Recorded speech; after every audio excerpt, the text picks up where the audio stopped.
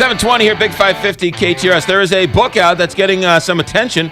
It's called Clinton Cash, the untold story of how and why foreign governments and business helped make Bill and Hillary rich. Peter Schweitzer is our guest. Good morning, Peter. Thanks for joining us. Hey, thanks so much for having me. I thought money was speech, and free speech is good. So what's so terrible about people giving the Clintons money? Well, I think the question is, are they giving Bill Clinton speaking fees in an attempt to influence his wife? And I think that the evidence is pretty clear. You know, up until 2008, his average speaking fee was like $175,000. Magically, months later, when she becomes Secretary of State, particularly foreign interests tripled his speaking fees overnight. And if you look at the timing of those payments, they had very important issues sitting on her desk, and she often made favorable decisions for their benefit. So these speaking fees, I think, are less about speaking than they are about trying to influence decision makers. The criticism of your book is that you take a couple of leaps of faith to get from point A to point B to point C. If you just wanted to influence Hillary Clinton, why wouldn't you just give the money directly to her and to her campaign? Well, that's a great question. As I point out in the book, I focus on foreign actors here, foreign governments, foreign investors, and foreign businesses. And, of course, they are prevented by federal law from giving donations to political campaigns. And, of course, she can't directly take payment. So what they have essentially done is created this unprecedented situation in American history where our chief diplomat at the State Department is making critical decisions while her husband is literally raking in tens of millions of dollars in speaking fees from foreign interests and hundreds of millions of dollars in donations to the foundation. So it's a way of circumventing, I think, one of the few consensus points left in American politics, which is we don't want foreign actors influencing our political process. It goes to a larger question. We only want Americans influencing our political interests. Well, yeah, look, I think there's a lot of debate and disagreement about what sort of restrictions, if any, should be placed on certain types of political activities. But I've not run across anybody, left, right, center, who says, no, I think it's important for foreign actors to be influencing our political process, particularly when it comes to things like war and peace, foreign aid, human rights. But when you look at the flow of funds to the Clintons, I mean, we're not talking about, some guy in Germany that has a media company. We're talking about people, one guy who's committed $100 million does business deals with warlords in Africa. Another guy who has pledged $1 billion at the Clinton Global Initiative, who was convicted in Geneva, Switzerland for aiding and abetting a financial enterprise. He was actually helping the dictator of Nigeria stash away money that we were sending for foreign aid. These are people that that have very close relationships with the Clintons.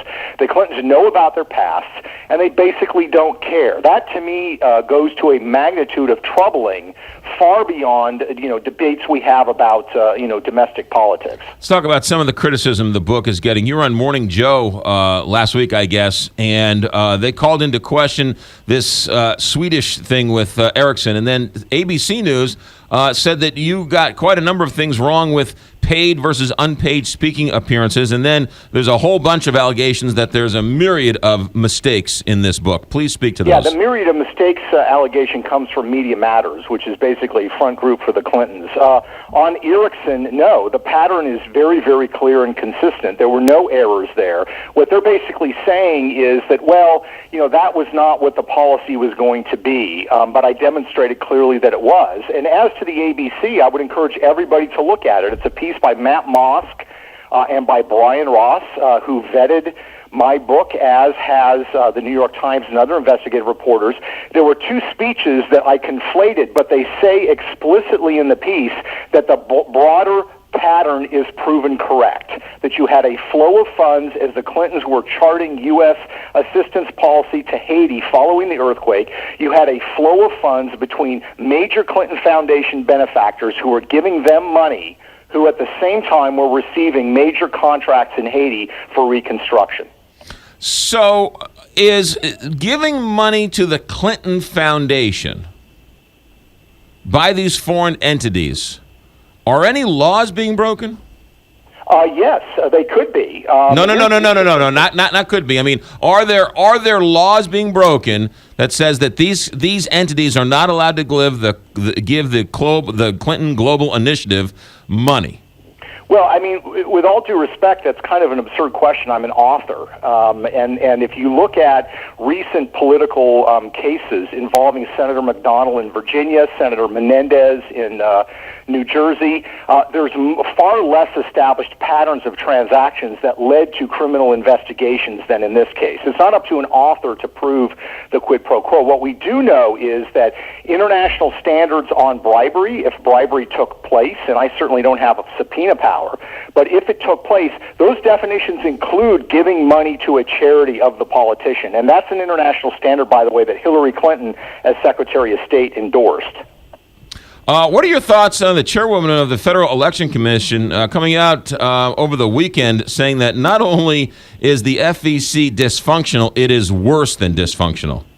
Oh, I think that's probably true. And I think we have two countervailing issues when it comes to sort of the whole issue of money in politics occurring at the same time. You have, at one hand, the influx of money and concerns about influence, being exaggerated by people who are paying money. But you also have the Supreme Court having ruled a couple of times that, look, if you want to organize a protest or if you want to write a check to support an environmental cause, those both constitute First Amendment rights. So this is what, one of the challenges we have in a liberal democracy like ours is you have countervailing issues and you're trying to resolve them. But again, what is unprecedented in this case with the Clintons, and the focus of the book is not on, Goldman Sachs or Boeing. It is on foreign entities who I would argue have found a way around the restrictions of U.S. funds trying to influence American politicians. And if this is allowed to continue and go on, you are going to suddenly see the Secretary of Defense, future State Department officials setting up similar operations. And why not? It's a good way to live, and it's a good way to make a lot of money from people who are trying to influence you. Peter, why release Clinton cash now? Why not do it, say, a year from now during the primary season? Well, I started researching this last year because I was looking at, I'd done two previous books, one on insider trading by members of Congress, the other one on extortive fundraising practices by both political parties. And I started looking at charitable foundations that politicians have. And this, of course, was kind of the granddaddy of them all, just in terms of size and scope and reach. So, a lot of people have said, you tried to link this to, the launch of Hillary's campaign.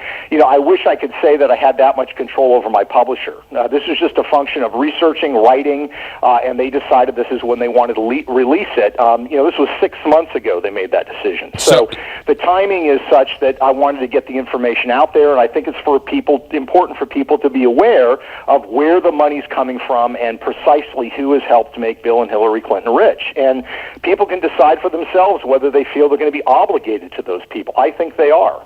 Peter Schweizer, any talk of making a movie out of this? There have been certain people that have approached us, so we'll see. All right, there you go. Peter Schweizer, the book is Clinton Cash, The Untold Story of How and Why Foreign Governments and Business Helped Make Bill and Hillary Rich. Peter, thanks for checking in. Thanks, guys. 728 here, Big 550 KTRS. Ted Drewes, ladies and gentlemen.